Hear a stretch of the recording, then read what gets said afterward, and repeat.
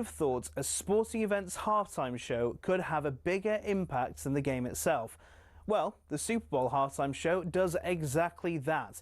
In 2024, Usher brought in an audience of 180 million worldwide, the biggest ever in the event's history. But how did singing and dancing get to be the centerpiece of America's biggest sporting event?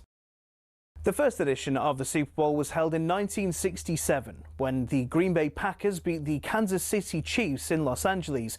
Because of the sheer size of the event, organisers wanted to put on entertainment at halftime for the fans in the stadium. It was a display of marching bands, dancers and pure USA patriotism, and that was the theme that followed for years. In the 1980s, the Walt Disney Company got involved and we started seeing some interesting and questionable displays. But we got our first glimpse of halftime shows to come in '93 when none other than Michael Jackson stunned fans with his 15-minute medley of his own smash hits. When he walked out on stage, he had to wait for the crowd's cheers to die down for about 2 minutes before even starting his first song. Diana Ross, Gloria Estefan, Phil Collins all starred in their own shows, as did Aerosmith, who performed alongside NSYNC. Things got a little bit out of hand in 2004 when Justin Timberlake and Janet Jackson produced perhaps the most famous or infamous wardrobe malfunction in history. Shows from the likes of Prince, Lady Gaga and Beyoncé are considered by critics as the best. To give you an idea of the scale of things, Rihanna's 2023 halftime show included roughly 800 people. These ranged from backing dancers to stage crew to camera operatives broadcasting to millions around the world. The whole stage for that show was built in roughly 8 minutes and was broken down and cleared away in the same time. The acts perform for free nowadays, even though the experts reckon it costs around $13 million.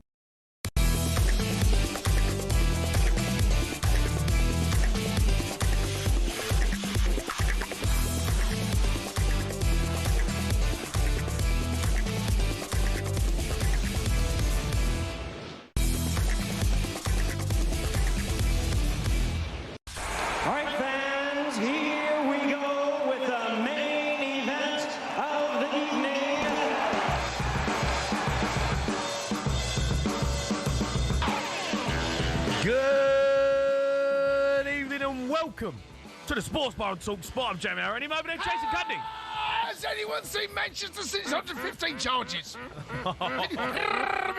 You're meant to win 11 pieces. Oh, that's rich coming from What do you mean? What do you mean? That's rich What do you mean? coming from you. Where are the charges? Where they gone? Honestly, hypocrite. International break is finally over. We're looking ahead to all of this weekend's action. Arsenal versus Forest live on talkSPORT. Big Angie's back in the Premier League. Forest fans, you got to be looking to this forward to this one. I want to see how you're feeling. There's also a small matter. Manchester Derby on Sunday. We'll be putting fans from each side head-to-head at 11. Elsewhere, we're going to be joined by British golfer Ollie Fisher. We're talking about talkSPORT's golf YouTube channel. Plus, me and Cundy, we've had a bit of a trip today. Somehow, we ended up in Scotland. Scotland! Jason Cundy was in Scotland. It was. Oh, mate, it was unbelievable stuff. Nearly got kicked out of the taxi as soon as we landed. Unbelievable. But here's a question for you. Beers at 6 a.m. Cundy's having a pint of Guinness with Chelsea at 6 a.m. Unbelievable stuff. Come on, that's not good enough. Where's the best place to have a pint and what time of day? 03 717 22 33 44. Oh.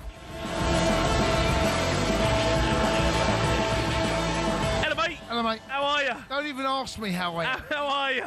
You know how I am. Yeah. I'm into the 18th hour of being with you. So today. we met at 6 o'clock this morning. Oh. We've been together since 6 o'clock this morning, mate. It's been the longest day of my life. It's unbelievable. It's been the longest day of my life. Woke up at 5:15. No, hold on. I mean, since 7 we've been together. 7 o'clock. It feels like I've been... Woke up at 5:15 this morning, 5:15. But you were way too bright this morning. You were way too bright and peachy. Yeah. You know, you wanted to give me a hug. No, I'm tactile, aren't I? I'm like, get off me. Why are you even talking to me? Do you know what, right? right? You looked so miserable when you walked in. And, listen, you walked in, Jay. You looked like someone had just told you just lost every single penny. Well, yeah, I know that look. I know that face. I've looked at that face as well in the mirror myself. No, but you're too bright and early. You know, you're sitting there, you know, with a big smile on your face. And it's like, mate, do one. Like, it's too early in the morning. I don't need to see you grinning at me. Well, look, we met at 7 o'clock this morning, and we had to go to Scotland, did a podcast. We've done a podcast with the Open Goal boys. Yes. The Wing Challenge. And let's just say, Cundy was in a bad way. There was a picture. You'll see this picture. I'm going to hold it up for everyone to see. This is... pictures. That was me. That is Jason Cundy on the side of the motorway in Glasgow. We had to pull over because the Wing Challenge defeated him. You're in a bad spot there, brother. So here's what happened, right? So you and I went to this podcast. It was great fun, right? But here's what happens. Every question you get wrong, you have to eat a chicken wing. But every time the question gets wrong, the chicken wing is hotter and hotter and hotter. Yeah. The last chicken wing, mate. Yeah, no, it was called the bomb wing. Honestly, it blew my lips off. No, it was the disgrace. We got massively stitched up. We did. We got stitched up because, we've given Scotland some stick over the years. And the boys are out to get us. We got in a cab to go we got him a Rangers fan. And we got in, and he said, "Is that Cundy guy? Get out! Get out! Get out!" Oh, He so tried to boot me out of the cab. and they were brilliant, actually. The comedy. I have to say, good people up there. Good people. it was brilliant. But except for the chicken wings, they had the revenge, mate. Oh, the wings have been. They've hit us hard. Wings, mate. They sneak up on you. Wings. Right. I can't even think about chicken wing. I keep burping chicken wing. It's absolutely. It's nailed me. Yeah. It's nailed us, right? I mean, I've taken it back. I had 2 pints of milk and a milkshake. Yeah. I was in a bad Hot spot. wings. Yeah. But luckily, in the last couple of questions, I got right. So you were piling. I was in a mile of trouble, mate. You was piling into the bomb wing. I was sweating. The nose was running. I was just like literally hanging. But no, great fun. And you here know we what, are. right? We've been together for a long time, and me and you, you're very sprightly in the morning. That's fair play to you, and you are. And you want to have you met some Chelsea lads on the way to Malaga. Oh no! I come out the toilet. There were Chelsea fans there. And but he's got me in a headlock. Let's go and have a Guinness. I'm like, I'm sitting there, AirPods in, hoodie up. Miserable. Yeah, like it's tired, and you're having a pint of Guinness. And this was about 7:30 in the morning. But they. What do you do? Come on, Jay. Come and have a drink. Come on. You can say no. I said yes. Yeah, of course you said yes. Next minute, you're walking with a pint of Guinness, telling you how you spoke to all these Chelsea lads. And I'm like, you know what? There is a good place to have a pint. Like, the airport pint, mate. You can't beat the airport pint in the morning. No, I think you can. I genuinely think you can. Okay, go on. Like, the favourite time of day for a pint for me is when the sun's coming down. That's the best time for a pint. A nice pint, a nice cold pint. Sun's coming down. Is it better than the airport? It's better than the airport pint. I don't know where it is, mate. It is. I'm not sure it is, actually. I don't know where it is. There's plenty of decent timings for a pint. There's decent moments. No, but the thing about the airport pint is that you never do that unless you're at an airport. The only time you ever do it is at the airport. You never have a pint of. You never have a pint of Guinness. It's called an airport pint. No, but think about the time, right? 7:30 this morning. If I was drinking a pint of Guinness, right, outside a pub at 7:30 in the morning, people think you've had a good night. Yeah, something's either very wrong or very right. But the airport, that was just the one, Jay. I got. I don't know if it's acceptable, mate. An airport pint. Oh, it is, Jay. Oh, come on, mate. Come on, loosen up, mate. Nah. No, I'm not having 7 pint. No, I'm not having it. No, get me a coffee. Like, I need a coffee. I need to wake up. I don't need a pint. You're so miserable when you walked in. Honestly, he looked so miserable. Your hoodie was up. You had a backpack on. It's like, oh God, don't get in the way of him. Yeah. Didn't want to be there, mate, did you? No. I'm there going, oh, mate, how you doing? Yeah, let's go. Come on, let's go. Yeah. Do you know what as well, though? People annoy me in airports. Oh, well. People annoy me in airports. And, like, people can give us your airport stories, right? Because, honestly, the etiquette in airports. Oh, look, the old pictures are out. Look at that. Looking good, the boys. Looking good. To be fair, right, that's around about 8:30 in the morning. Yeah, I'd had a coffee then. I'd woken up and I was ready for the day. Yeah, you look all right there. You'd had 2 pints of Guinness. I just had the one. All right, one. I know, but either way. Yeah, you've cheered up there, by the way, in that photo. Yeah. Mate, you turned up, mate, like a face to the But people annoy me in airports. They're so ill prepared. Like, how hard is it? You've been travelling around, the world now. There's not many people that haven't been on a holiday, right? You know how airports work. Be ready to go through security. Have your stuff out. Have your stuff organised. Get your passport out. Get your boarding pass ready. And then see these people standing at the gates at the boarding pass, and you're like, come on. What is wrong with these people? Yeah, I have to say, so everyone knows, you're absolutely right, everyone knows the routine now, right? Belts off. We know that belts have got to come off. No, nothing in your pockets, no shrapnel, no lighters, no watches on your wrist, nothing like that.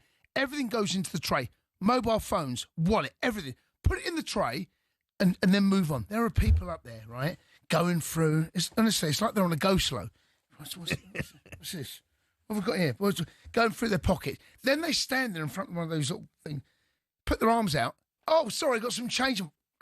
Come on, you know the rules. Yeah. Come on, guys. Winding me up. Yeah. Airports annoy me. Well, why does everyone stand up as well when the plane lands? Oh, that does. I don't get it. People stand up. But what about the people that queue before they're going to get on the plane?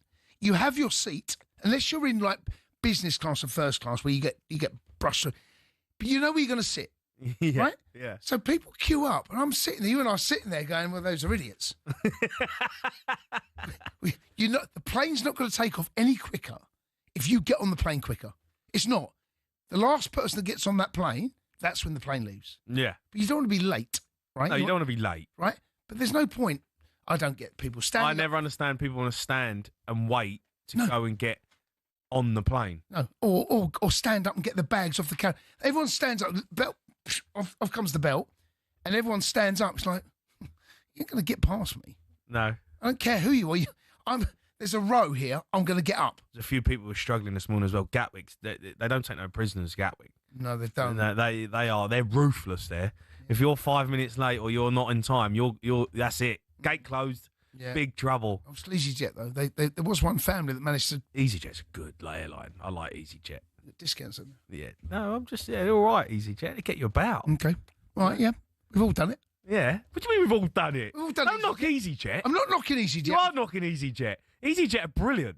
Gatwick EasyJet's bang on. Ryanair, mate. They're. Jeez. Yeah. You only travel once with Ryanair. You can't say that. You do. You can't. It's just the once.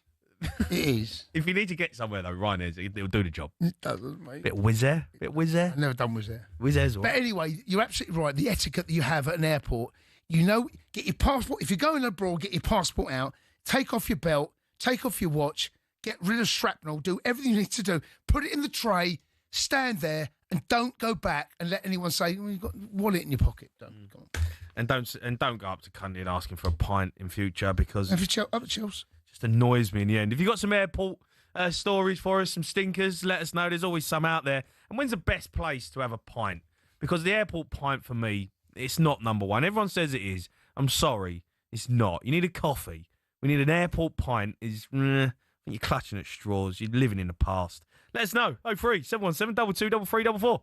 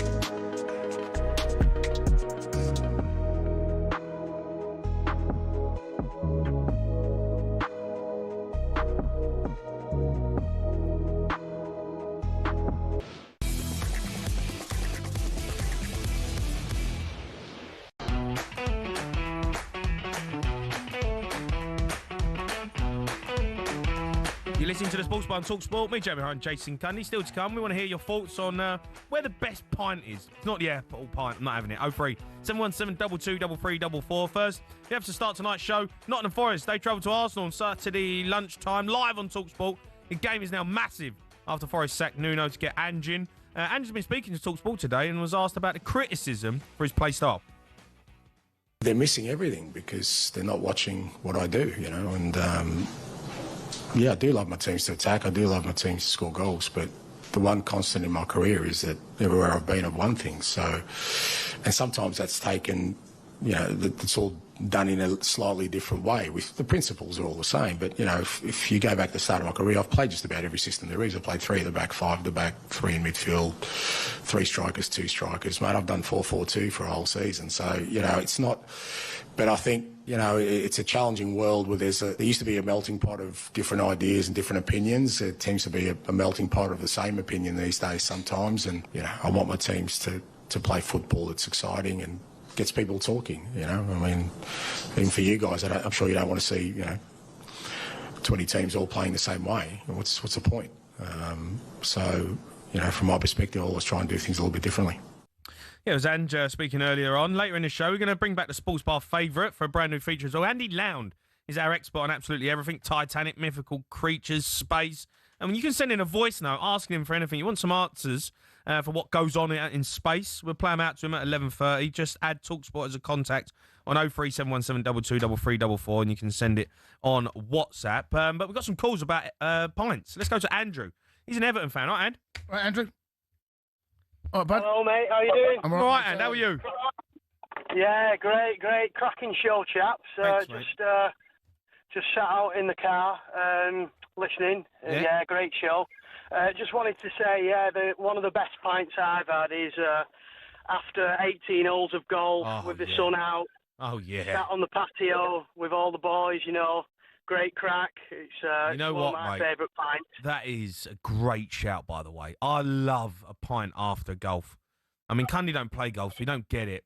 But a nice cold pint. Sun's coming down. It's 5 o'clock. You've all just finished up. That is a great pint. Yeah, it's one of the best for me. One of the best. Cundy, you're not convinced? I don't play golf, so I can't comment. There's no point in me commenting because I just don't know. I don't play golf. Yeah, but you played with me when we played golf. You sat in a buggy. Did you have a nice pint? No, I was following the beer buggy around at that particular time. But isn't it just like isn't it like walking around a field and then having a pint? Isn't that what it's like? I mean, I can walk around a field for like 3 hours and have a pint.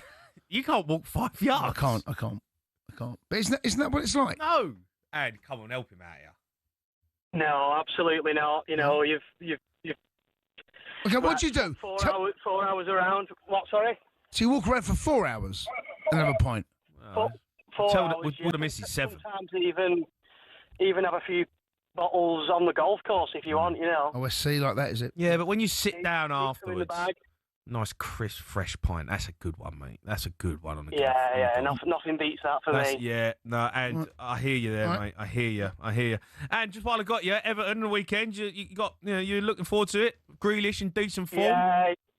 Yeah, definitely. I think the players Moyes has brought in, fantastic. Grealish finding his spark again. I think he'll do well for us. Hopefully we can trigger the 50 million after this 12 months, and hopefully, he finds his new form. Which Can I ask you what is Everton's record signing ever? What is it? Record signing. Yeah. Ooh. This will be it, right?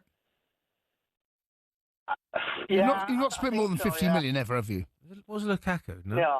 Uh-huh. They sold him for about 65, I think. Tyler Diblin, apparently. What is Tyler Dibbling? Yeah. 40?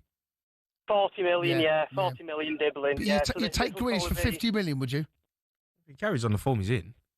Yeah, absolutely. I think it'd be a steal really at 50 million, considering how much City paid for him as well a couple of years ago. Yeah, I mean, look, we're all fans here. He plays against Villa at the weekend. I know, massive game that. Will Villa fans boo him? I know it's Everton, right? Will they boo him? Yeah. What? Why? Villa fans, I'd love to hear from Villa fans. Are you going to boo Jack Grealish? And if you were there as a Villa fan, would you? Well, boo they booed him when he signed for Man City, and they got 100 million quid for it. No, that makes no sense. So, Makes no sense. do you know, like, they're going to boo him. Of course they're going to boo him. That's what football fans do. No, but they don't all boo their own. But they're not going to cheer him, are they? He's playing against them. No, but you don't have to boo him. You can just, a little clap. You haven't got to boo him. Why would you boo him? He hasn't done anything wrong to the club, has he, as far as I'm aware? No, of course he hasn't. What's he done wrong? Well, then why is he Well, deserve... he left. They got Football 100 fans are million. like, yeah, I know, but, Well, the record, it may well have been, at that particular time, I think I'm right in saying, it's the highest transfer fee ever paid for an Englishman. it was. Right, so there you go. Why are you booing him? Anyway, All right, well, Villa fans, you can ask us. And thanks for your call. Let's go to Aftab. He's an Arsenal fan. Aftab? After Evening, gents. How are you? Good, mate. I'm good. You got a pint for us?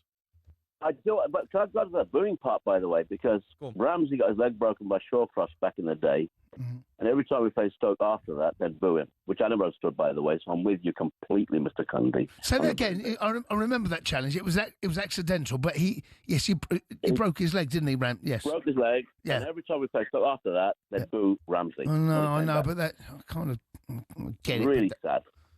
Anyway, Go on. the point, and you said of airports, by the way, I actually think when you land on the other side of the air, wherever you're going to go, Palma or whatever it may be, Right. once you landed, you sit down and have a pint there. I think it's an amazing pint. I don't It's sit got- down at the airport when I land and have a pint. No, I I'm don't. getting out of there. Straight to the hotel. I'm getting straight to O Beach. Okay. Can I qualify? I should have done this already. A couple of mates go from different cities, turning up, we're waiting, one for each other, one for another. We're there, and we all turn up together, have a pint, and off we go. Are you with the That's lads? what- Yeah. Yeah. Okay. Yeah, well, I mean, if you get to the hotel, you get out of there, the car's booked, you're all in the car. And- Mate, honestly, the And airport. you get pint- the hotel pint. I can understand. You sit down. That's fair. That's fair enough. The hotel pint. No. You're there with the boys. That's it. It's game on. Airport pint. It's the best. Before you even leave. Helps you snooze as well. Yeah, I know. I can tell you're snoring next to me. Honestly, doing me head in. After thanks for your call. Let's keep your calls coming in. 03717 223344. Can we? Let's get Sammy up. He's a Man United fan. Sammy. Sammy? Good evening, gentlemen. Pleasure speaking to you. How are you? All right, Sam. Yeah, all good. Yeah, good. Thank you. Good. About airport stinkers. Yeah, go on. You got a stinker for us? Yeah. So I got to the airport. I was in Germany last year. Yeah. And I got to the airport as always. Get in time. Went through security. Brought my bag through, and they took it to the side just to they have a new technique now, where they double check just in case there's something in there. No, but what do you mean? They put it through the little scanner, right? Yeah, but they have an extra one. Yeah. And like an extra.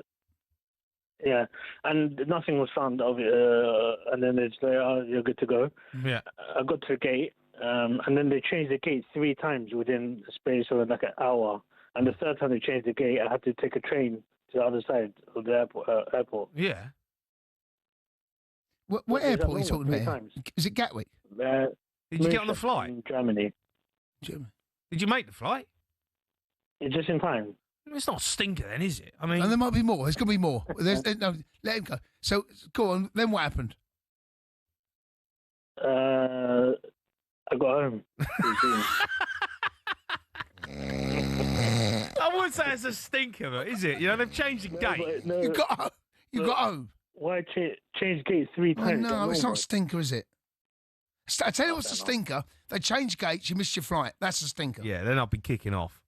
Yeah. Go on. You must have another stinker. Give me another stinker story. Go on. Do you drink, Sam? Do you have a pint? No, I don't drink. I don't drink. All right, fair enough. Just give us a stinker story. Stinker. Go on. Uh, What about a bus? You must have a bus stinker story. Bus. Work? Yeah, You must have a when I- work stinker when I- story. I got late when I came back to England to visit my family, and then I waited for the bus, and then I forgot that you have to put your hand out to What, the bus. what, the bus drove past? The bus so fast, yeah. He's That's recovered quite well. good. Yeah, that's quite a good one. Recovered well with the old Yeah. stinker story there. Yeah. Have you got a tube stinker story? Tube. To make Nah. one up. No, mate. No. Train? Oh, he has. He's got where I can feel it. Sammy. Let's say, Sammy, give us a train stinker story. He ain't got a train He has. I can feel it. I ain't got. I can't do. Make one up. Make one up. I'm not Mate. ChatGPT. Make one up. Sammy, listen, mate, thanks for your call. Keep them coming in. If you want to give us where's your favourite place to have a pint, let us know. Also, we're talking about the weekend's action. Are you looking forward to it? The Premier League is back. Come on, guys. Big weekend of football action. We'll be taking calls on that. And 03717 22 3344.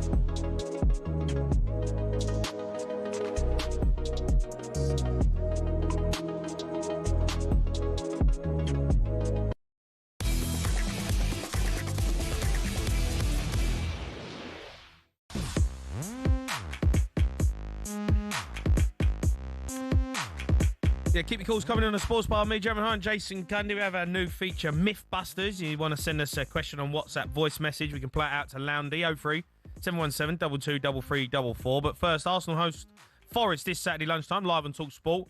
New manager Ange Postecoglou, he sat down with talkSPORT today ahead of the game against Arsenal and was asked about his relationship with Marinakis. I don't know, mate. I've only met him a few times, and I just said yes to him. So, look, I think people have sort of,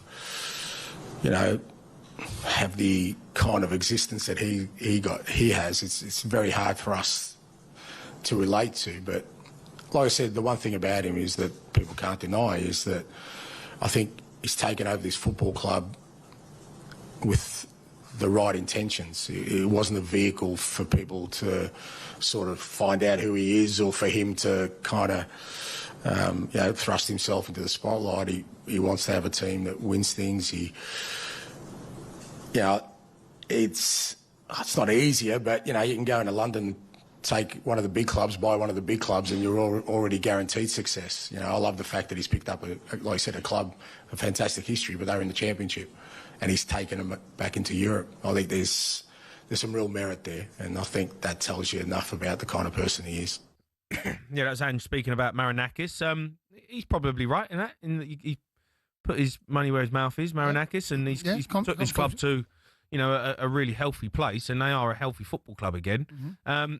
He does do some strange decisions, And I think one thing Forest fans have to do is trust the intentions of the owner, right? So he largely he hasn't got a lot wrong. Okay, they may well be disappointed. I get it that Nuno's been sacked, but there'll be reasons behind that he alone only knows. We don't know the whole history of it, what was said, and behind closed doors. We know publicly what was said because we got the interview. He's made a decision, and now for the best of the football club, he believes the right intentions are to bring in a new manager. He's brought in Big Ange, right? And we will see how this plays out. If I was a Forest fan, I'd be slightly concerned about what the success last season, what it brought. However, if he believes he can push that club on again, and whether you like him or love him, one thing you do know is he won the European Cup for your mob last season, right? Yeah. If he wins the European Cup this time next season, if they're European Europa League winners, there won't be a Forest fan out there that complains about this decision. So it's all about results as in football. We'll see how it plays out. I'm not completely convinced, if I'm honest, but we'll see. Yeah, all right. Look, we've been asking for some airport stinkers. Let's go to Simon. He's a Liverpool fan. All right, Si. All right, Si. Hey. Right, hey, mate. Jamie. How are you, Si? You good? Jason. All right, matey. Yeah, good. Yeah, I phoned up about a month ago. Spoke to you, both of you actually, when we did, 11 ex-players, and I chose Alonso in the centre mid and Jack Wilshere. I don't know if you remember that. Yeah, go on. Yeah. So the airport stinker. I recently just came back from...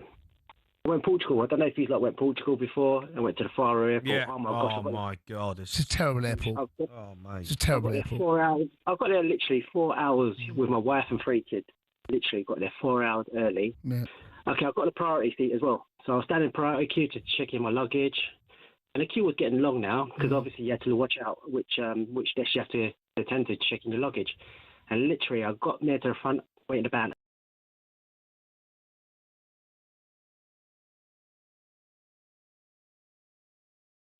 I was literally peed off. Yeah. Okay.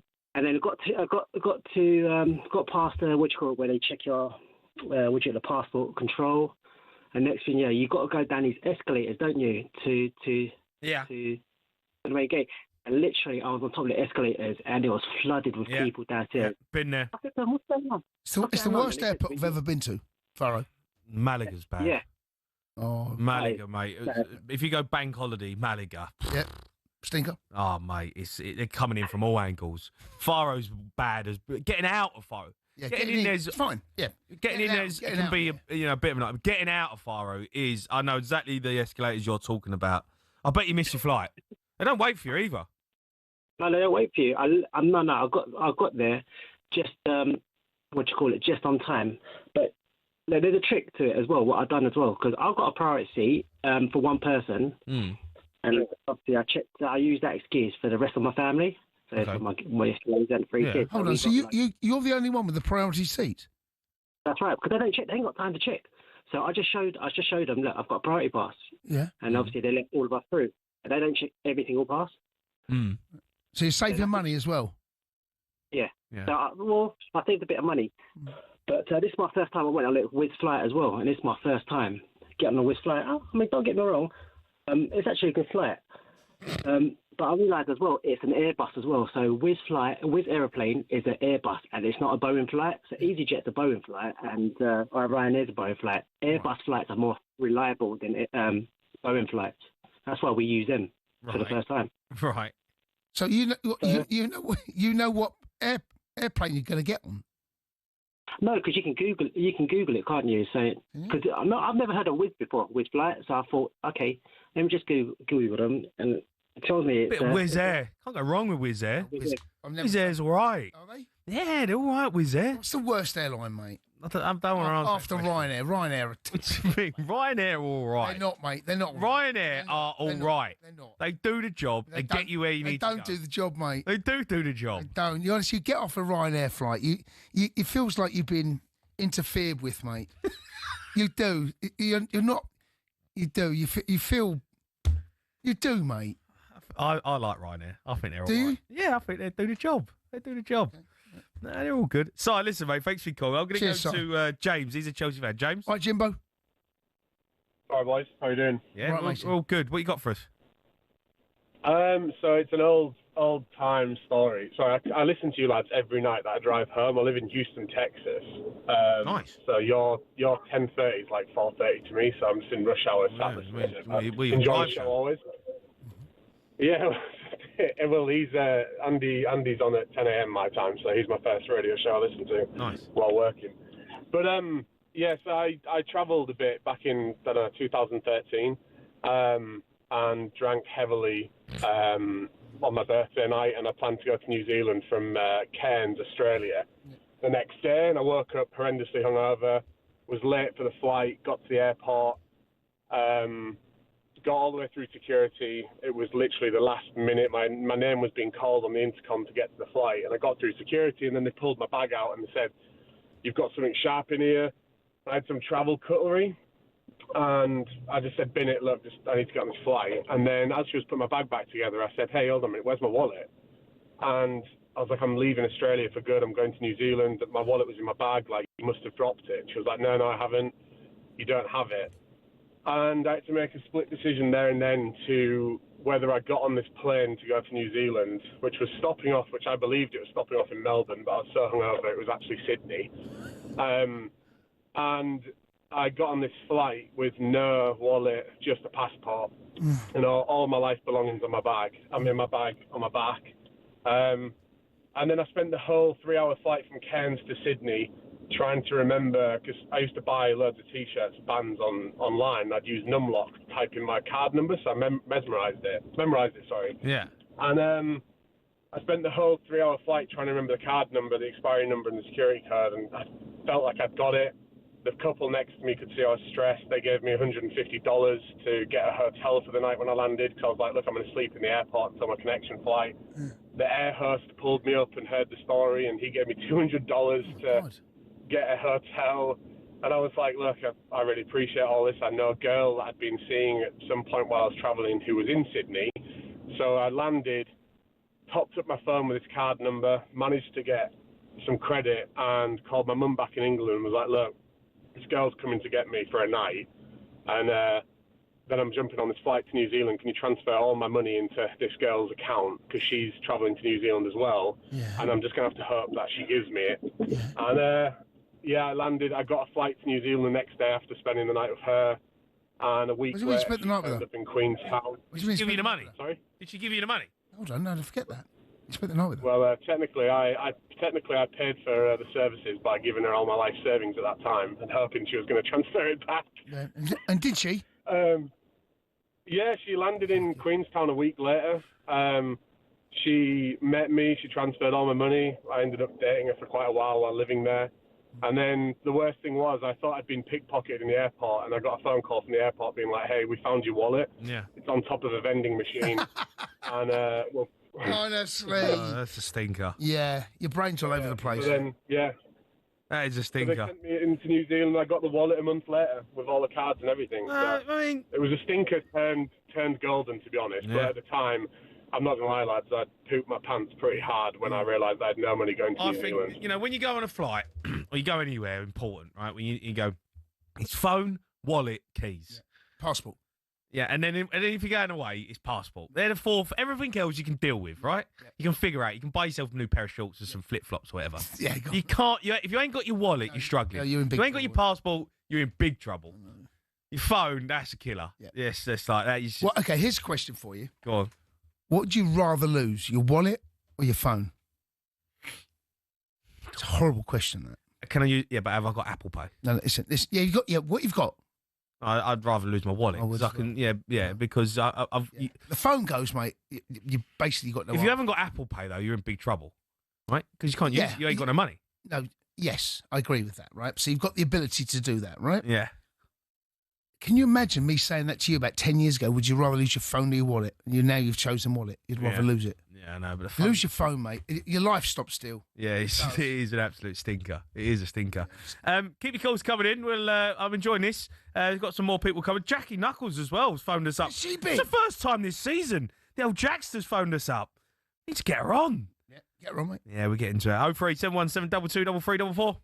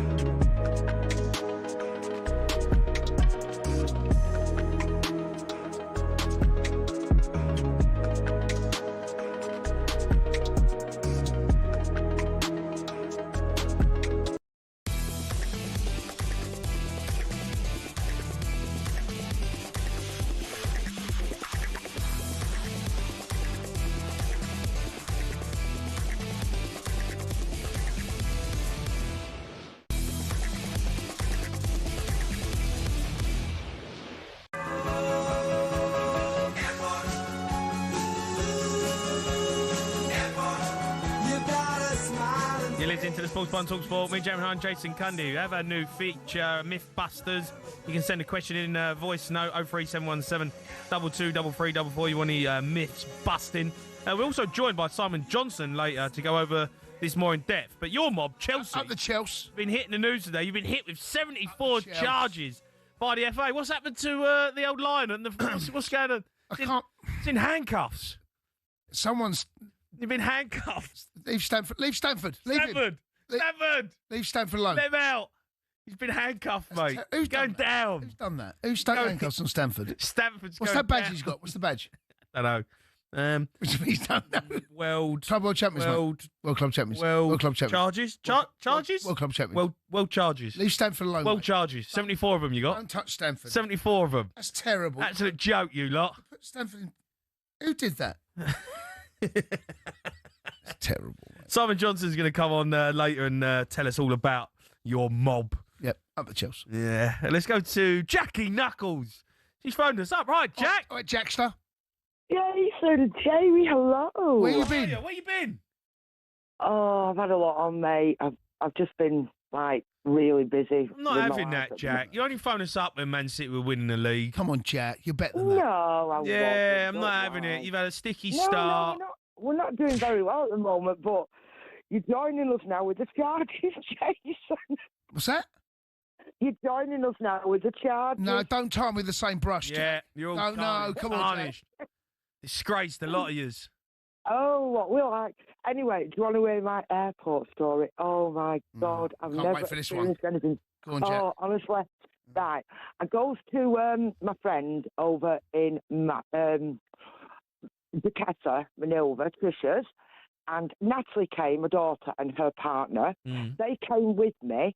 15th of June we went over, but Natalie and Ian had to come back early because they had something on at the weekend to do with the work.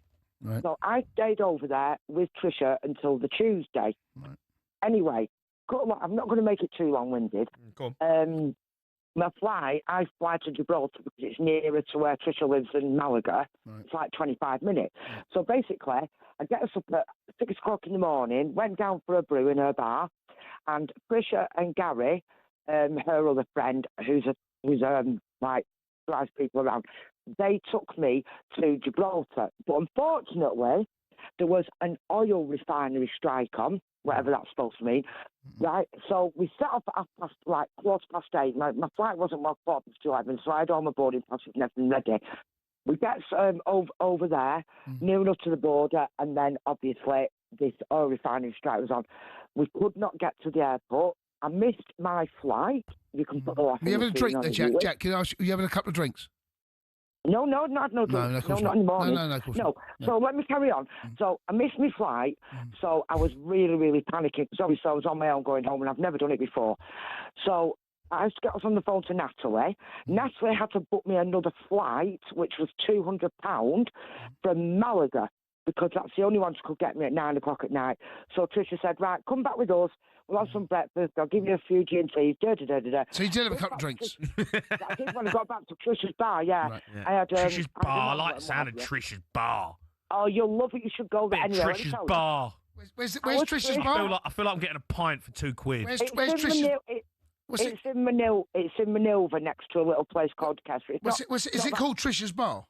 No, it's called Kelly's Bar. Kelly's bar, wrong. Who's Tricia? Yeah. Tricia's one of my best friends. I'm going back again. Is it her bar? Kelly's bar? Why is it called Kelly's? Kelly's bar, where is this? Because she's called Tricia Kelly. Right. Okay, where's Kelly's bar? I'm going to Google it. In Manilva. Spell it. Manilva. Manilva. I've got it. Here we go. Yeah, Kelly's right. bar. You got reviews? By the way... You look all right? 5 stars. Okay, here we go. Right? The first reviews come up, right? Beer was flat, no head at all. Pipes had... Don't be stupid. Anyway, can I tell you No, my hold on. No, we're bored of that. Hold on. No head at all. I got home. Jack, listen, let me read the review, right? It says no head at all. Pipes need a serious clean. Rubbish. Don't lie. Don't know why people are saying the food is home cooked. Reviews are really old. Food was bland and drier than the sand on the beach. No, it wasn't. I've had better microwave meals from Iceland. That's what it says. So, best food it was. Can I tell you the rest of the story? Quick. No, get another review up. Get another review up. Do you know, that's a bad review. Someone's liked it. Oh, for God's It sake, says here, I should never mention it says here, right? I had a great night until some woman from Manchester rocked up. Got big knuckles out. Yeah. No, let me tell you, Jamie, please. You listen to everyone else. Right. So I went back, and then obviously I had to go back to Malaga, which is, like you said before, a horrible nightmare of a place. Get there at 3 o'clock. I had to wait on my own till 9 o'clock, and then the flight was delayed till 10 o'clock. I've got another review here, right? My friends and I went there to chat and take coffee. We reserved seats, but they treated us poorly. Maybe because we didn't consume food. They asked us to leave before table reserved at 7, blah, blah, blah. And they started to bother us. So we decided to change the place, and we don't want to return to a place where they treat us so badly. They should be ashamed. That is terrible on my Tricia, that. It's not even true. No, it is just... I've got Kelly's Bar. I've got Kelly's Bar. I like the sound of Kelly's Bar. If Jackie Knuckles is in there, I'm going in there. There's one here. Nice, full English. Very well cooked and presented. Very reasonable pricing. Nice terrace on the courtyard. You can't go wrong. So it's a bit of Kelly. Thank you. Now bit of that's both. more There's like a bit of it. both. Bit of balance there. Fantastic Thursday dinner. Jack, looking forward to the weekend? The old No, I'm Manchester not. derby? No, I'm scared. Are you, Jack? You worried? I am a bit, I'm a bit nervous. I don't think it's going to be a good season. Do you know what, right? Let me ask you this, right? Because he's taken some clog, old Amarin, right? If you get beat by them, that's a terrible start for City. It is. It's disgraceful. 3 out of 3. Yeah. Bad. Yeah. It's not Anyway, looking listen, good. guys. Not looking It's good. been Phone us up, Jack. We it's been miss you. lovely coming back on. Yeah, get you back on. Because it's nice when Yeah. Man City are doing rubbish. It's good. It's a good chat. Get stuck into you. Well, you're not that good, are you, Jamie? Because you've got beat the week after. It's true. Champions. Bournemouth. Europa League Bournemouth. champions. Good team. Good team. Good team, Bournemouth. Semenyo, good player he is. Jack, see you later. Let's go to bed. You better get to Manilva and get to Tricia's. We're getting it. Oh, Trish's or Kelly's? Kelly's Bar. Kelly's Bar. Yeah, no, I'm going to go Trish's. Let's go to Ben, who's a Leicester fan. Ben? Right, Benny boy. How's it going, lads? You all right? Right, Right, boy. Ben. You sound like you're busy. Always busy, Jay. Always busy. This is a classic. So yeah, we did Barca to Birmingham to Barca. Queued up at the desk. Lads all went up one by one. Lads holiday, 4 of us. The first lad got a bit cocky. So he did the classic. You know where the lad says, "Have you got all this packed in your suitcase? You know, all the dangerous stuff." No, he didn't. And he made he made the joke. No, you can't. Yeah, he made the joke. Okay, got no sympathy right now. Go on, explain. Yeah, no. The story's going that way, Jake. Yours is going that way. So he made the joke. This lad was like stone faced. So we got a pen mark on all our boarding passes. I don't know what he scribbled. It's like a AB or something like that. I don't know what it was. So we all just like, okay, we all went on, did our normal stuff. None of the lads said anything else. And we went to passport security, put the bag through, did all that kind of stuff. And one by one, the guy went, "Can you guys stand to the left-hand side?" Oh. Embarrassing. The queue's there. You know what I'm going to say there. The queue's there, families, kids, the whole lot. Hen do's, stag do's, the whole lot.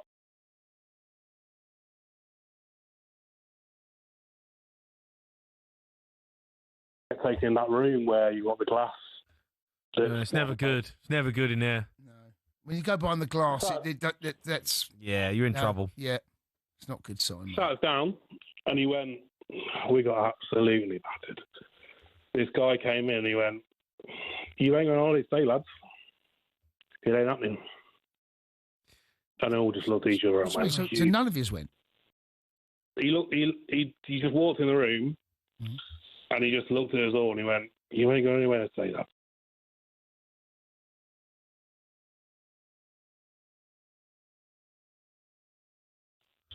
And then he went, "Do you know you can't say that on national radio. Can't say that, honestly. He dropped an F-bomb there. Right? He did, but that's a stinker. Yeah. That is a stinker. Yeah, you can't... Yeah, but one person is responsible for everyone missing their holiday. But I don't get that. Just take out the trouble. Get rid of the bad apple. Get rid of the bad apple. Get rid of the bad apple. Would you leave your mate if he's late?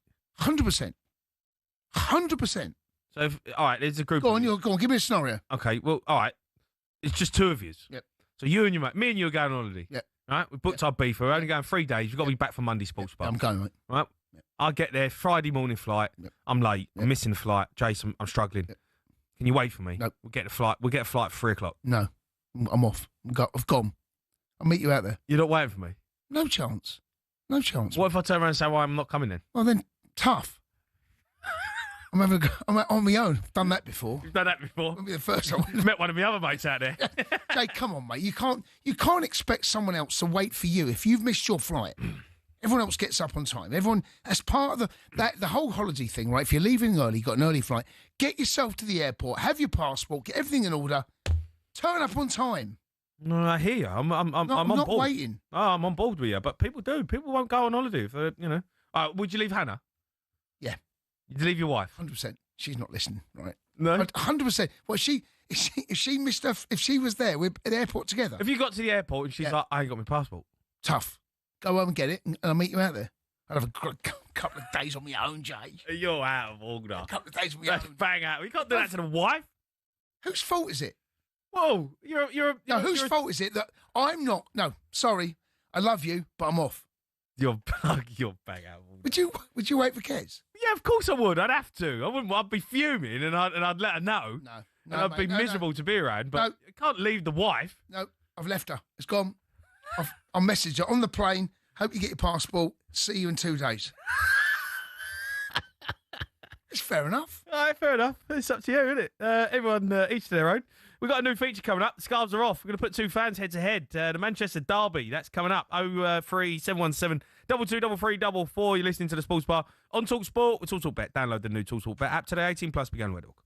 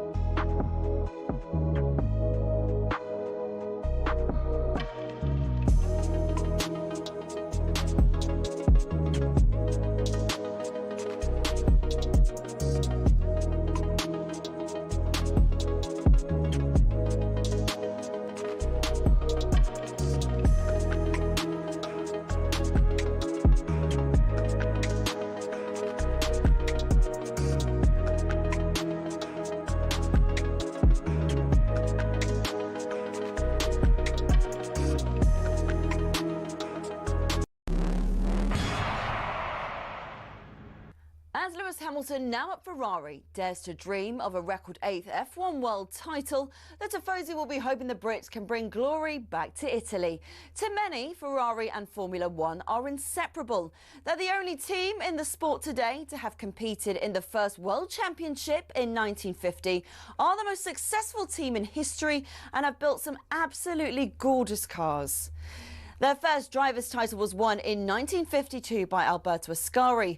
Considered one of F1's most dominant and best-loved champions, he drove the iconic Ferrari 500 and defended his title the year after. It was Juan Manuel Fangio in his Ferrari 250 who secured the team's next driver's title in 1956. Remember, he was world champion 5 times with 4 different teams. Mike Hawthorne, Phil Hill and John Surtees also won titles for Ferrari in the 50s and 60s, and the cars back then were beautiful, and they even sounded great, didn't they?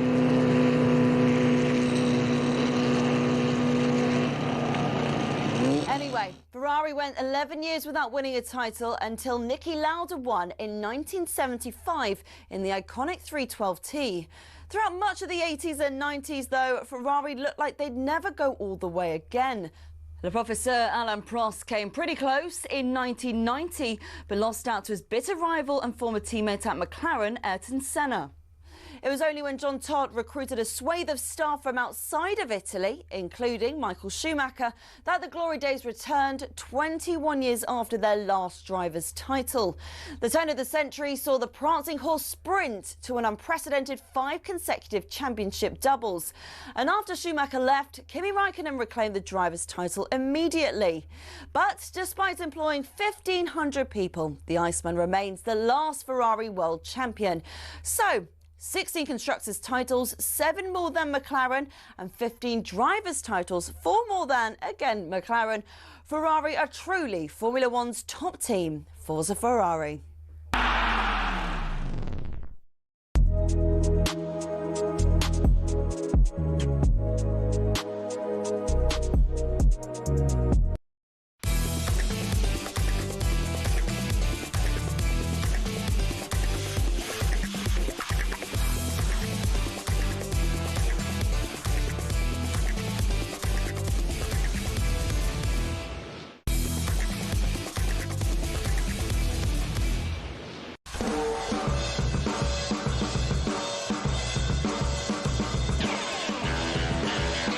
Good evening and welcome to the Sports Bar. You just joined us, me, Jamie O'Hara, and Jason Cundy. Still to come, we've got a new feature, Mythbusters. You can voice note us on 03717 223344. But first, it's time for the Scarves Are Off in association with talkSPORT Bet. Bring it on with talkSPORT Bet. Stay on the ball with our safer gambling tools. Find out more at talksportbet.com. 18 plus gambleaware.org. Right, this is a brand new feature. The Scarves Are Off, and they help build us up. It's the Manchester Derby.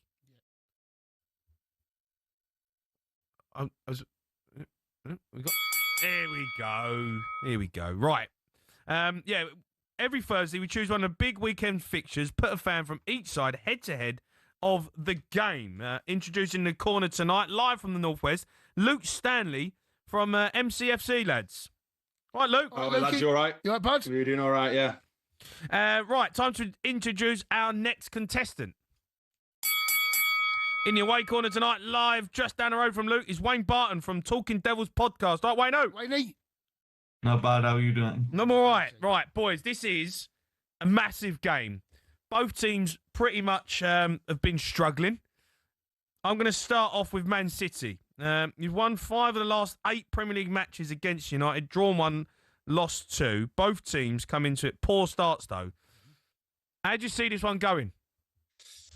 You know what? I don't like any derby game, to be honest. Even when, we've been bad, we've managed to beat United. And when they've been bad, like last year, they managed to beat us.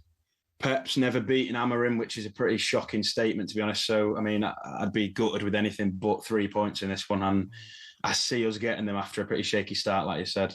I have to agree with you, Lukey. Mike, Wayne, I want to come to you.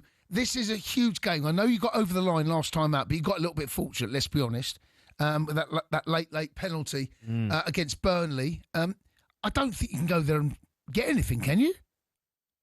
Yeah, I don't know to be honest. I think if you look at the stats, I mean, I'm not a stats guy. I prefer to look at what's in front of me. But the numbers suggest that United are playing better than what the results have been. I don't really buy into that. I think that, we might get a bit of a beating considering it's after the international break as well. Got a couple of players that'll be missing. Cunha will be out. He's vital to the way that we attack. So I do expect us to get beat, but I do think it'll be closer than what most people will be expecting. Luke, are you worried about Man City with Pep at the moment? Because I'm not saying you've been figured out, but it's a new team and it hasn't quite happened yet for you. Yeah, it's not happened, but we're three games in. We've had bad starts before. I mean, just this top of. Yeah, we lost two. We've lost games at the start of the season before, though. You think back to that 2020-21 season, we had new players coming in. We had the likes of David Silva had left. Aguero was on the way out. There was a lot of changing players. We had Diaz come in. The defence was looking quite shaky. And we went on to win 4 titles in a row, which isn't bad, to be honest, from that point. We were 11th in November. So we've had bad starts and we've recovered from them before, and I back Pep and the team to do that personally. What's your biggest game, Luke? What, of the season? Yeah, what's the game you look at? Champions League final in Budapest. No, forget the season. Domestically, right? What's the biggest game? Biggest game domestically? What, in the season? Like, you're talking importance for winning the league? What's the biggest game in the season? No, I think the biggest game from a league perspective probably be Liverpool or Arsenal away. But from a rivalry, we hate United. It's going to be United. Depends how you weigh it up. Your team that finished 15th in the league shouldn't really be your biggest game. But if you're thinking about bantering your mates down the pub, it's United. If you're thinking about winning a league title, it's Arsenal or Liverpool nowadays. Wayne, it's quite hard for Man United, right, dealing with Manchester, because they've been a bit of for a long time, they were just like the nothing, right? Noisy neighbours. They're noisy neighbours. They weren't even noisy, were they?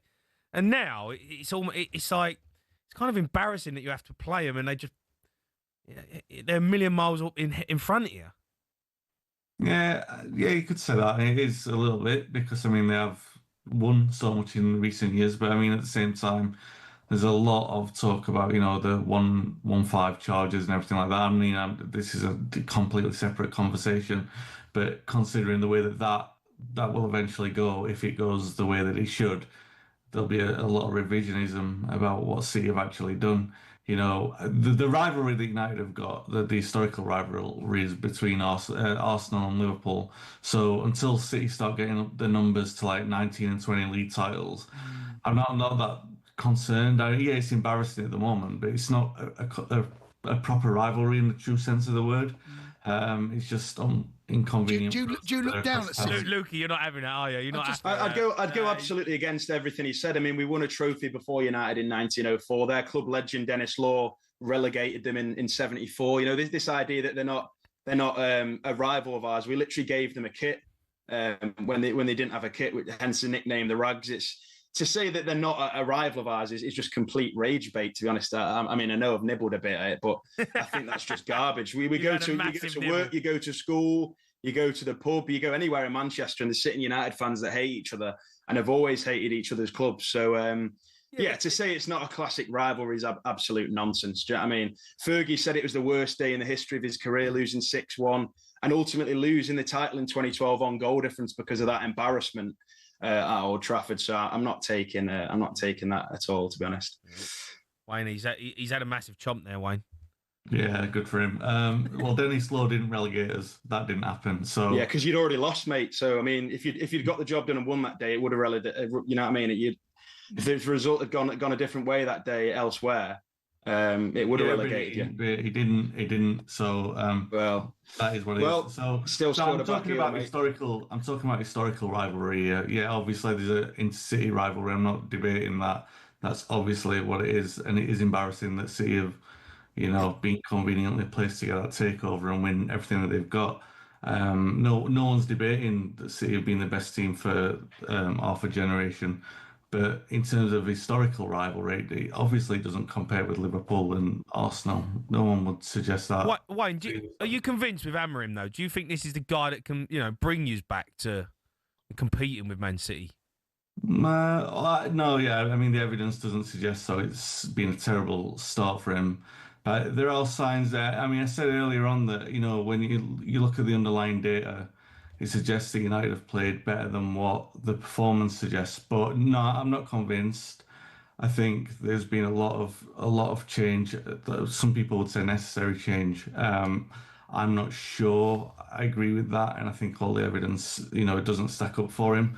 But you do have to sort of oversee a transition and see what happens. So, every single transition, as we've been stuck in for a decade, we say back the manager. So I'll be no different to that. I'm just not completely convinced that he's the right man. Wayne, when I have a look at Manchester City and Man United, I think like most people do, Manchester United is one of, if not the biggest club in the world, right? Okay, now you're going through a bad spell.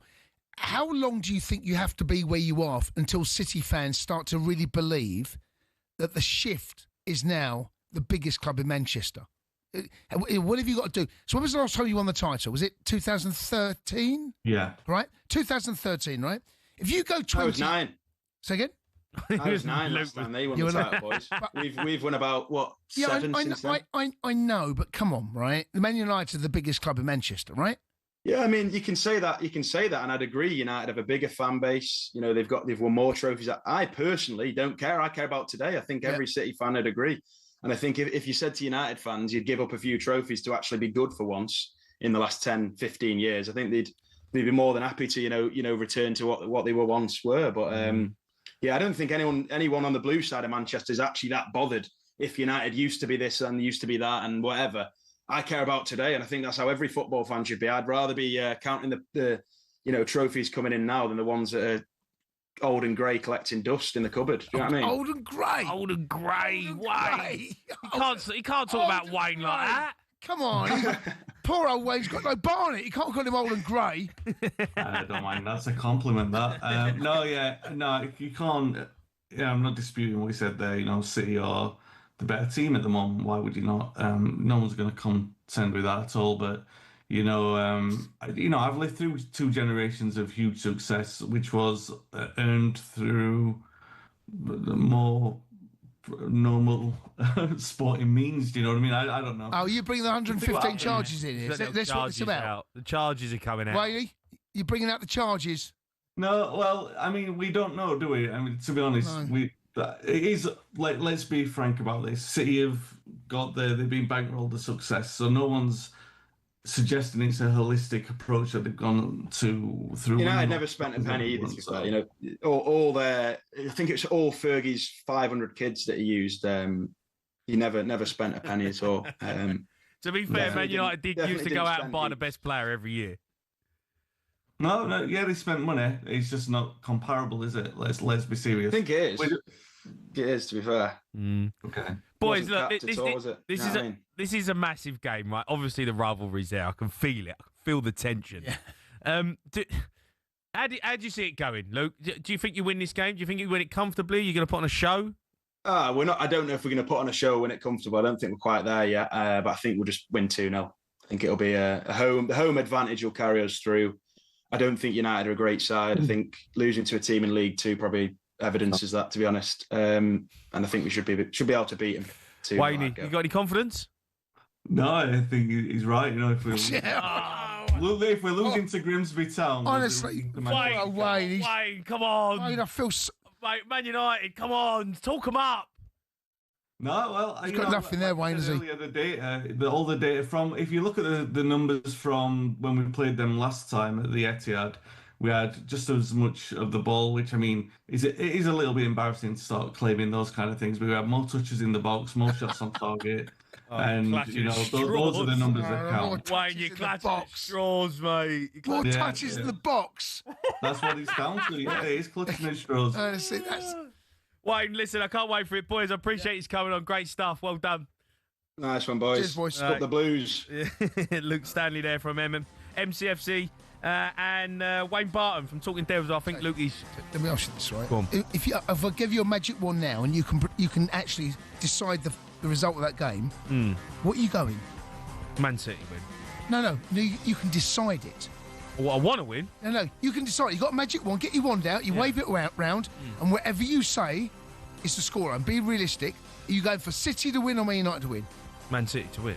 I want something. You're not. No, what you want. I want Man City to win. I mean, yeah, but you want Man United down there. Why do you hate United? No, I don't hate them. They're just a gift that keeps on giving, aren't they? don't know, mate. A good talking point. I think the bigger talking point is if Man United win. Yeah, I hear you. I think that is a big... If Pep loses 3 out of 4... Yeah, that's not good. All right, that was that brand new feature. The scarves are off. Don't forget Natalie Sawyer, Perry Groves, Mickey Grave, keep you updated. All the goals as they go in. Premier League with Game Day Live on Sunday, including the big one, the Manchester Derby. That was a look at the latest action. Thanks to talkSPORT Bet. Terms and conditions apply. 18 plus. Began with all. Bring it on with talkSPORT Bet. Stay on the ball with our safer gambling tools. Find out more at talksportbet.com. 18 plus. Gambleaware.org.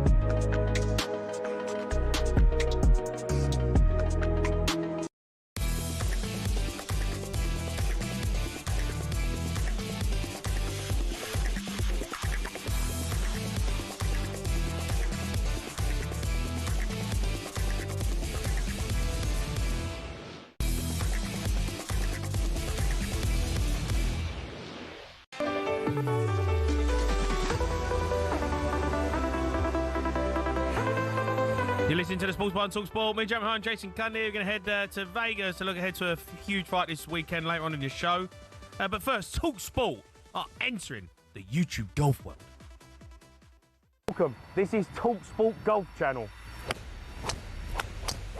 Get in, Ollie Fisher, you beauty. How far do you reckon that's gone? I don't know, 350 maybe, 360? Oh dear, you've been timing them a bit, haven't you? Hey? I need to hit balls! It would help if you clean your clubs before you use them. Balls. That's your best today. Ollie Fisher, you absolute edge. Thank you very much. Yeah, you can head over to the new talkSPORT Golf channel on YouTube now to watch the first video of me playing alongside Mr. 59, Ollie Fisher, as we attempt to break the course record at the famous Centurion Club. And let me tell you, it goes down to the last hole. Joining us now, though, none other than Mr. Ollie Fisher himself. He's a busy man. Right, Ols? Ollie. Good evening, gents. How are we doing? I'm all right, mate. I'm all right.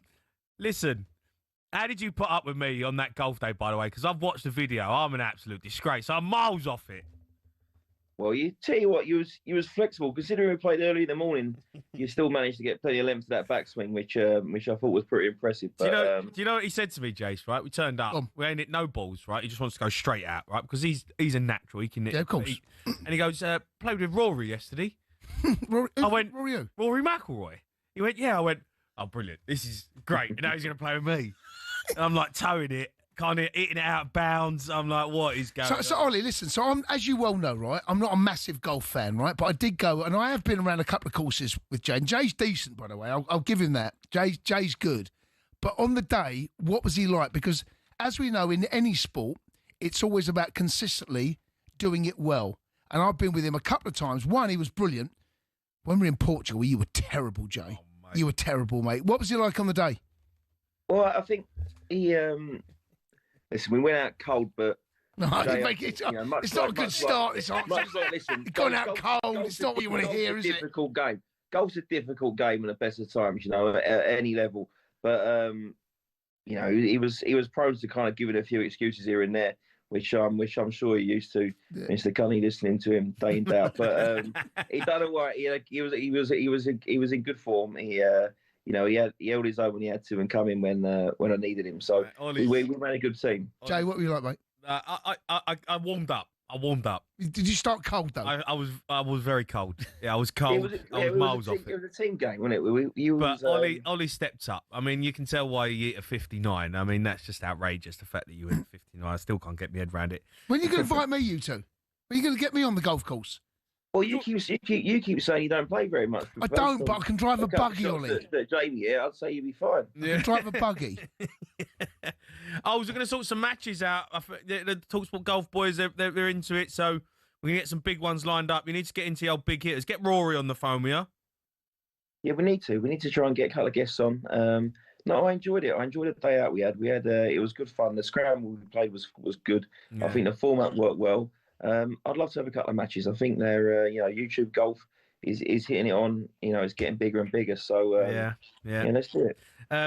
I've got to talk to you about. Obviously, look, we've got the BMW obviously at the moment at Wentworth. The boys are really warming up for the Ryder Cup though. That's the big one. It's the end of the month. We can't wait for it. I'm sure we're gonna get you in and talk about it. But this is, with Luke Donald, this team he's picked. I fancy our chances, don't you? Well, there's only one change from last year. Nikolai Højgaard Rasmus Højgaard in for his brother Nikolai from Italy a couple of years ago. But as you said, BMW PJ this week, huge week on the flagship event on the DP World Tour. Wentworth soft, the cut already is at 2 under par. The scoring's out of this world. The standard of golf this year that we've seen throughout the year. Obviously, Rory having an incredible season, one for the history books. Creating a great Grand Slam. We obviously got a few of the live players, John Rahm, Cyril Hassan playing too. It's going to be epic over in New York in a couple of weeks' time. I think the crowd's going to be raucous. It's going to be tough to play over there. Luke Donald knows all about that. He spends so much time in America, lived there for years. I think it's one the Europeans are really relishing. Rory's been talking about it all season. It's going to be winning an away Ryder Cup. Something I think that a lot of the team haven't done that have played. Rory did it back in 2012 in that incredible comeback at Medina that we all remember so well. And it would be amazing to go over there and win on foreign soil. Ollie, you obviously you've played with the best. You've been at the top of the game. You said you played with Ollie the other week. Played with Rory the other week.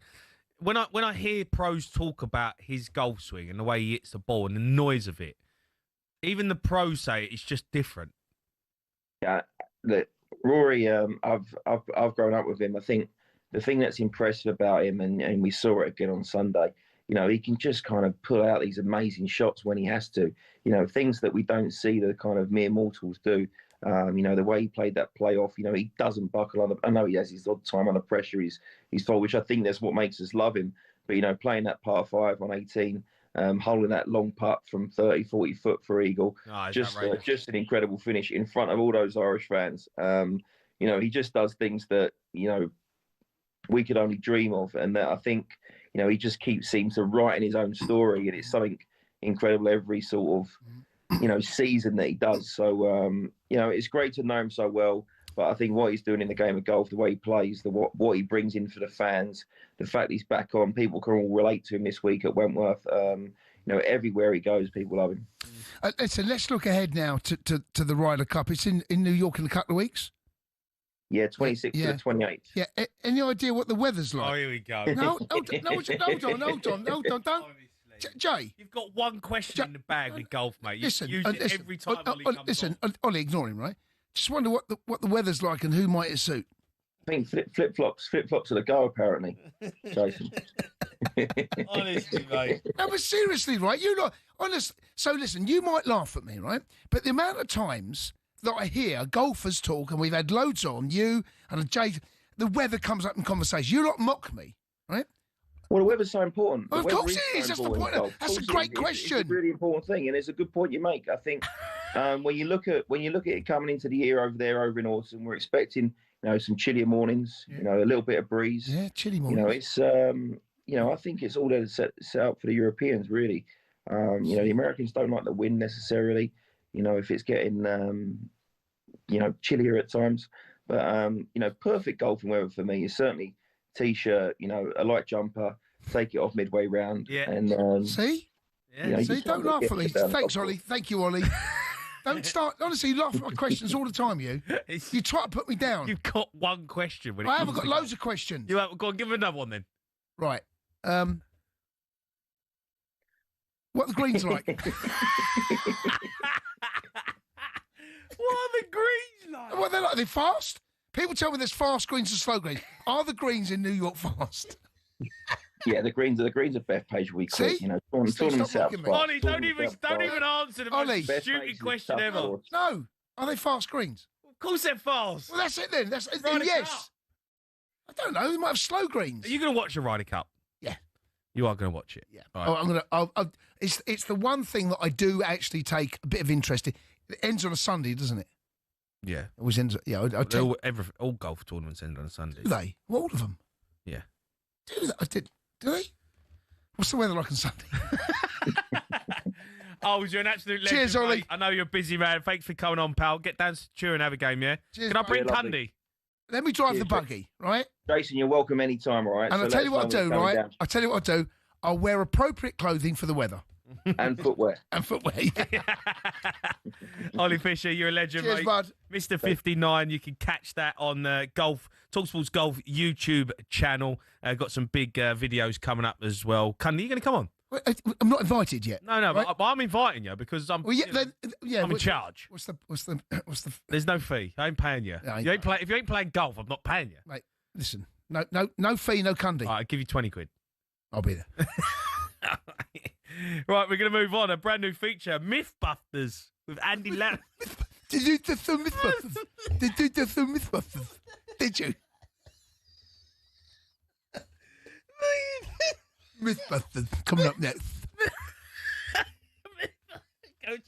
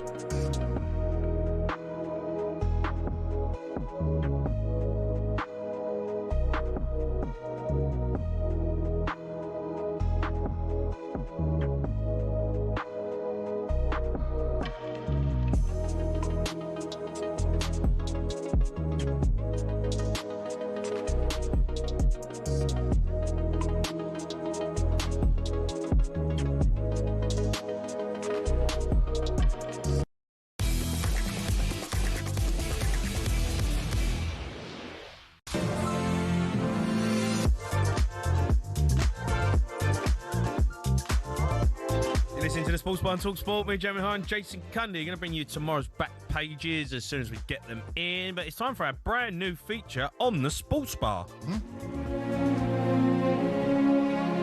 There's an old tale of a man who knew absolutely everything. Hi, good morning.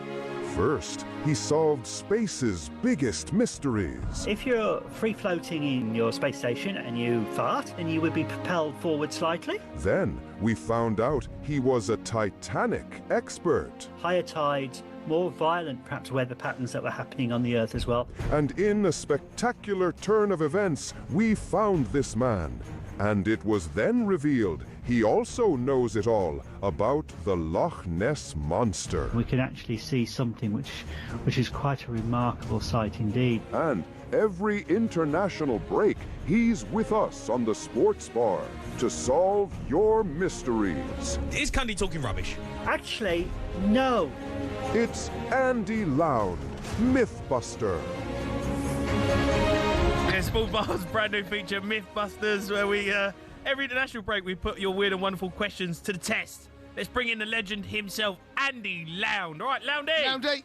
I'm fine, thanks. How you doing, boys? That was brilliant. I'm all right, Loundy. You got your own little stab, your own little jingle. How does that make you feel? Oh, very honoured. Very honoured. Thank you. I mean, you're looking good, Loundy, for everyone who's watching on YouTube. You've got a spacesuit on. I mean, you don't mess about here. We're talking to the big boys. I do the best I can. Is that a real spacesuit? No, this is a printed item. I do actually have a very good, authentic one, which I use for certain events, which has a big helmet on and a backpack and everything. Big helmet? Yeah, big helmet. I've got a big helmet. Big helmet. Okay. Yeah, and it's got a gold tip on it, so it's quite useful. Gold tip helmet. Lovely. Yes. Lovely. Loundy, let's. I've got a couple of questions. Well, look, we over the last couple of weeks, because apparently we found out now that you're a Loch Ness Monster expert, right? Well, I've always been. It's interesting because I've always been interested in lots of things, mysterious things, but from a scientific point of view, and I think they should be studied properly. So yes, I've always looked into strange and wonderful things, including the Loch Ness Monster. Does he exist? I would say probably as a monster, no, because if you look at the history of it, the origins of the story go all the way back to the River Ness. Nothing to do with the loch at all, the river that actually feeds it. And St. Columba in 565, that's the legend of St. Columba taking on this water serpent. And it's just been a legend that stayed on and nobody worried about it.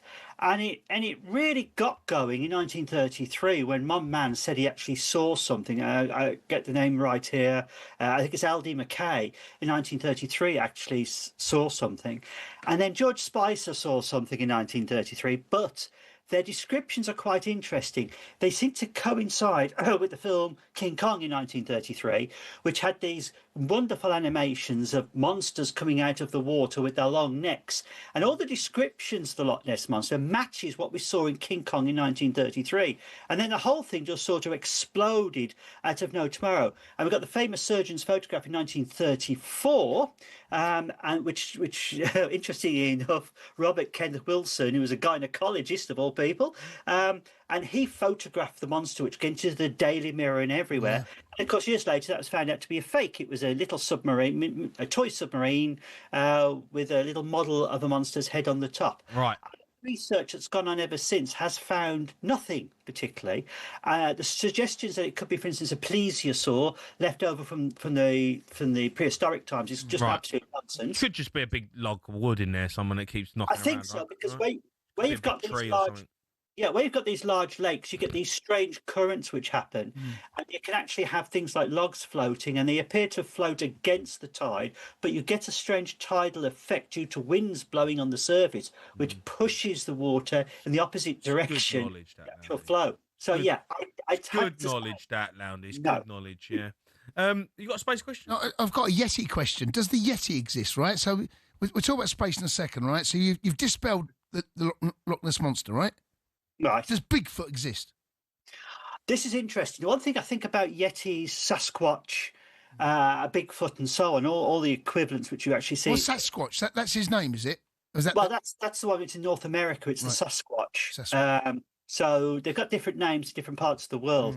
I think the issue I have with these is the fact they seem to see so many of them and still produce no evidence that they actually are there, which is a real concerning thing for me. For instance, if you go into the woods or anything like that, you would expect to find dead bodies of these creatures at some point, because they've got to die at some point. We'd have valuable DNA, droppings. There'd be a whole host of things. And I unfortunately think people are seeing animals which are known to us, but we see them at a glimpse or at a distance. There was some fantastic work done at a university, I think it was Oxford University, who did some work on DNA sampling for materials. And what was interesting is they actually found, from a Yeti point of view, the DNA pointed to an interesting bear. But the bear was remarkable because it was a cross between, I think it was a brown bear and a polar bear, which we know exists anyway. But if you physically saw one, you would be bewildered by it because it wouldn't quite look like a bear. It looks slightly different. Right. They raise up on their hind legs, and from a distance, it would look like somebody walking through the woods. So I think what these creatures are, something that is known to science, but badly observed. Okay. Right, we're going to get some questions. We had some voice notes come in. Let's hear the first one. All right, lads. Phil here from Bromley. I want to know, if Bigfoot was really real, what size feet would he have? Cheers, boys. Yeah, well, they've measured footprints, and some of the feet themselves have been something like anywhere between 15 and 25 inches long. So they've been enormous. Enormous. So big feet, very much big feet, hence the name Bigfoot. Bigfoot. Right, here's another one. Hiya guys, Georgia here. Love the show, by the way, always listening. So I was wondering, you know when the meteor, or whatever it was, asteroid, it hit Earth and it wiped all the dinosaurs out, why could they not just come back and, like, be dinosaurs again? Like, why was it then humans after? I've never quite understood that one. Good question. That's actually a really good question. That's an interesting question. Yeah, the dinosaurs were wiped out, and along with another group of animals who actually did that. But the dinosaurs were a particular category of creature which existed on the planet and dominated the planet for over 100 million years. When they actually died out, the smaller animals, the mammals, then had their time because they couldn't evolve or get bigger because the dinosaurs dominated the planet. This left a gap for creatures to evolve, and this is where the mammals actually managed to evolve and become the dominant species on the planet. Technically speaking, I suppose microbes are, but generally speaking on the land, the mammals then became a very dominant species and evolved to a variety of groups and types in the same way the dinosaurs did. So the mammals filled the niche when the dinosaurs died out.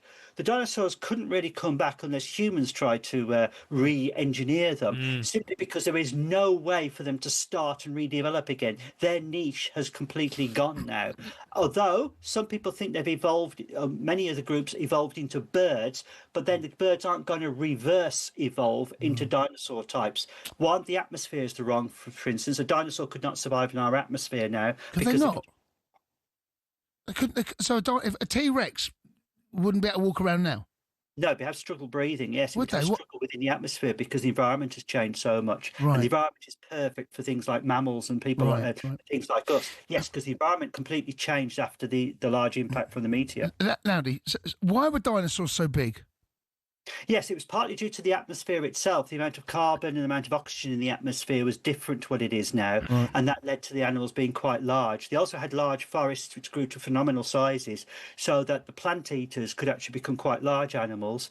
The large animals themselves have to be predated on by big animals to kill them and feed them. So everything was much larger in that period of time: plants, insects, and also the land animals, which were the dinosaurs. Here's a question for you, Landy. I feel like everyone's getting taller, right? Everyone's generations, everyone's getting taller. Like, my kids are taller than me. You know, I'm taller than my dad. Is there going to be a point where we might actually see, some big, giants again? What, 8-foot humans? Well, we might see some 9-footers and some dinosaurs knocking about, which used to be, back in the day, dogs. Yeah, what we're seeing at the moment is there has been an increase in general height, and this is due to diet and better supplements that we have in our diets at the moment. There was a very notable thing in the Second World War, for instance, and you can have a look at, especially also the First World War is a good one, because the First World War, we got our data of the heights of soldiers in there, and the average height was actually quite short. It was 5'6" to 5'7". And it's interesting, when the Americans came over, they were always taller, and that was simply because their diet was superior to ours. They had more meat in their diet, generally speaking, but they had better nutrients than we did at the time. And that, of course, encourages the bodies to grow better. Okay. And we see this in China. China and Asia had much shorter people due to their diets, but they're using a more Western diet sometimes now, and their average height is increasing. Right. So, yes, a lot of this is to do with the way we have our food. We're much more better at having diets than we used to. So we're taller. Loundy, is it possible that there is a star out there that it's so far away from Earth that the light that has travelled from it could be so far away that the light that left was over 500 million years ago? Oh yes, we've got stars long older than that, which is sending the light to us. We're looking at objects which are billions of light years away, so it's taken light from them billions of years to actually reach us. I mean, they've been observing a star at the moment, which is quite interesting, by the Webb telescope. It's actually older than our solar system. Our solar system's about 4.5-5 billion. So we years can old. see this star? We actually detect it through near infrared. We can see the infrared wavelength of the star rather than white light. And that's the side of the spectrum that the Webb telescope can do. And that's why the Webb telescope is there, so it can look at near infrared and pick these very distant objects up, objects whose light has been travelling for phenomenal amounts of time before it actually reaches us. I mean, the light shines off your forehead pretty well, doesn't it, to be fair? It's a bit you, Loundy. Loundy, you're a star, Cheers, mate. Loundy. See you later. See you later. Thank you, bud. That was our brand new feature, Mythbusters. Don't forget, you can catch up on all of Andy's work at andrewlound.com and hear him again next international break when we put his knowledge to the test. He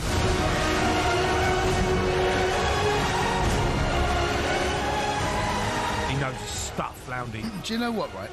I found this out the other day. Do you know there are more stars up there in there's space? grains of sand on the beach. Isn't that insane? Think about that. Than there is sand, grains of sand on Earth. Yeah. Now think about that. It's a lot. Brilliant. Thanks for that. No, but Jay, you've just dismissed it. Don't dismiss it like that. Well, let's do back pages instead. Okay.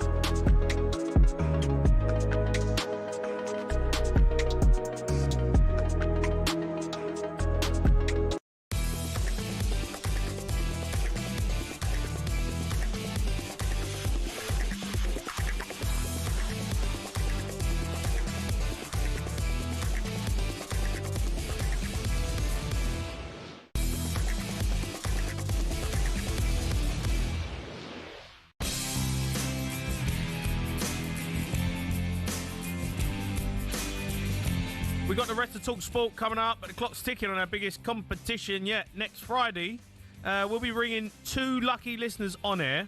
There's 25 grand up for grabs. Both winners will get Oasis tickets to the final ever show at Wembley. It's your chance to be part of one of the year's biggest events and have 25 grand in your skyrocket. Imagine the possibilities for that kind of cash. Don't look back in anger. Make sure you enter in his out. 18 plus, UK excluding Northern Ireland. For a chance to win, text the word Oasis to 83338 and you're in the draw. Text costs £2 plus 1 standard network rate message. You must have the bill payer's permission. Or you can enter for free by calling 0330 880 338. All entries must be received by the 19th of September at 9 a.m. This is a talkSPORT limited promotion run on talkSPORT, Talk and Virgin Radio UK stations. Full terms and conditions at talksport.com. Right, now it's time for this. Back pages, Jack Cundiham's with us. All right, Jack? He's doing good. Yeah, I'm all right, Jack. Look, we're going to crack straight on. There is a story knocking around, and I'm going to go straight in with it because you know about it. EFL Championship playoffs.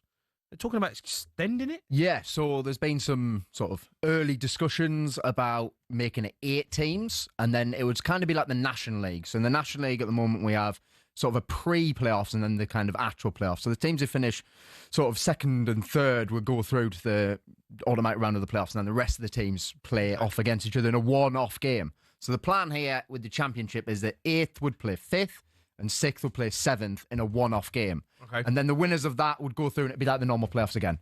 Right. So it'd still be the 2-legged thing, but if you finish... Is it a one-off game? Yes. So it's going to be a one-off game. And the team that finishes 5th, I'm guessing. Yes. Is at home. Yes, right. They'll be at home, yeah, and 6th will be at home as well against. You the know team what? I love the playoffs. It's great. It's what what a thing it's been since it's become. It makes it big. It's a big part of football. It's one of the best inventions that football's ever had. Probably is the best. Yeah, it probably is because it gives those teams who miss out on automatic promotion. You've got that chance. You can have 10 games left, right? Yeah, you can be halfway down the table. If you string like 8 wins and 2 draws, right? All of a sudden you've got a chance. Yeah. Because like Millwall last season just missed out. Run, didn't they just missed out, and they could have been in there. So obviously, if we'd had this, they would have been in there. And the one thing with the playoffs, although I think that Sunderland probably maybe dismissed it a little bit last season because their form was terrible and they actually got promoted. But it is usually the teams who have that momentum that then usually then go on and get promoted in some way or other form. So that would, with these extra 2 teams in, if you have a good late season run. Yeah, all right. No, I'm up for it. I love it. It's a great watch at the end of the season. The championship, especially the playoffs, are amazing. What about the back page of the Times? I want to win trophies here. Yeah, so obviously Ange Postecoglou has been speaking. His first press conference today. We had our very own Max Scott there for talkSPORT, and he was asked about what he wants to achieve for Nottingham Forest, what he thinks is possible to achieve in Nottingham Forest, and immediately he said that he wants to win trophies. So obviously we know that, well, he won the Europa League not that long ago. Yeah. Which of course you won know really well. Respect to him for that. Yeah, and he does have an extremely good trophy record wherever he's been. And if you look at the way the Nottingham Forest squad is and the fact they're in the Europa League and in the Europa League Champions League teams don't drop down into it anymore, you know, he's got to be looking at the Europa League and they've got a chance. I'm not going to say they're one of the favourites, but they've definitely got a chance because they have improved the squad big time. They've signed players who, well, actually now looking at it, you almost feel like almost halfway through the transfer window, they probably decided Nuno was going to go and they're going to sign players who just they wanted, who they think can play in more attacking style of football maybe. And then you look at in the Premier League, you know, I don't know what they're going to be like with the extra games and stuff, but if they just focus on the Europa League, I'm sure they'd have a really good run. Yeah, I think every English side have a chance in any competition they're at, conference, Europa League, Champions League, obviously. We have a chance. Yep. The money that we spend, you know, you think about how much money there is in the Premier League. Yeah. We've got as good as chances as going deep, and Forest got one of those chances. Let me ask you both a question, right? Yeah. If Postecoglou hadn't won the Europa League, do you think that he would be now manager of Forest? No. Yeah, I agree with that. Yeah. I agree with that. No. I think it's the whole trophy thing about him that Marinakis has gone. Yeah, like Marinakis even said it in you know, when they announced Postecoglou. Oh, he said, did he? He said that he thinks. Well, he may as well have done because he said that he sees Nottingham Forest now at the stage where, like, he's really happy with obviously their progress, but he's now at the stage where he thinks they should get back to, I guess, what they were, you know, in the 20th century, winning trophies. So that's obviously his aim, and it almost feels like that's why he's got a 2-year contract, in my opinion. I think he's almost probably getting a view of like, you can kind of almost just forget about the Premier League. Just try and win as a trophy. Carabao Cup, FA Cup, or Europa League. Try and win something. All right. Yeah. There's one on the back page of the Times as well. Florian Wirtz and Isak cost just 50 million so far. Yeah, so obviously this is more to do with just the fact that it's instalments, isn't it? We all know football now, transfers, that's how it's paid. It's instalments, isn't it? It's not upfront fees anymore, and then eventually that's how FFP works out, and then eventually it comes back to bite you. So, when obviously you talk like this, somebody looks at Liverpool and says, wow, they spent £500 million. In reality, they haven't spent that at all. But obviously it adds onto the books over the next few years and stuff. So I think that makes sense for Isak and Wirtz to have only cost 50 million so far. I would have been surprised if it had been much more. And maybe I would have thought Newcastle would have asked for a little bit more up front. Yeah. But then again, Newcastle were in a position where they kind of... It was at the point where it'd gone on so long, they just needed a resolution to it probably at some point, and they've just accepted. So he's talking about Newcastle again. You come in, that's the only reason you again. Yeah, Newcastle. You brought it up. All right, JC, every single time. Do you know what? Every time we come in now, we've got to come up with the Newcastle question, right? Yeah, all right, Nero's. Every time, mate. Every time. Yeah, just expect it. All right, fair enough. Every time. I might be talking about Newcastle. What's going on the talkSPORT website? Yeah, so Anthony Martial has a new club. He has left AK Athens already after 1 year in Greece. The new manager came in, left him out of the Conference League squad, and he's joined Monterrey in Mexico. He's going to join Monterrey in Mexico. So he's going to play with Sergio Ramos. And you know what's so strange is Martial's 29. He is 29. And Man United, when they signed him... How much did they pay for him? £36 million, but at the time it was the most paid for a teenager. Yeah. Was he come from PSG? No, it was Monaco. Because they thought it was going to be the next Martial. Right. No, Martial. Yep. Mbappe. And then there is a Ballon d'Or. There was a Ballon d'Or clause in his contract. He Do you know what I mean? A lot of hype. He did. A lot of hype. And then he scored that goal against Liverpool. Yes. Early That was on. his debut, wasn't it? Debut. He lost his way, didn't He did. Injuries. Yeah. 22 injuries over his time at Man United. When I watched him play, though, he just never felt like he was really enjoying the game. Yeah. Never smiled, did he? No, he did look moody. Yeah, and it was like, come on, like, you're playing for Man United. Give us something, a bit of heart or something. He made over 300 appearances for Man United. That's crazy. You know what I mean? 90 goals, over 300 appearances. Okay. So many stats actually aren't that bad, but I know what you mean. There was always a sense of it could have been more.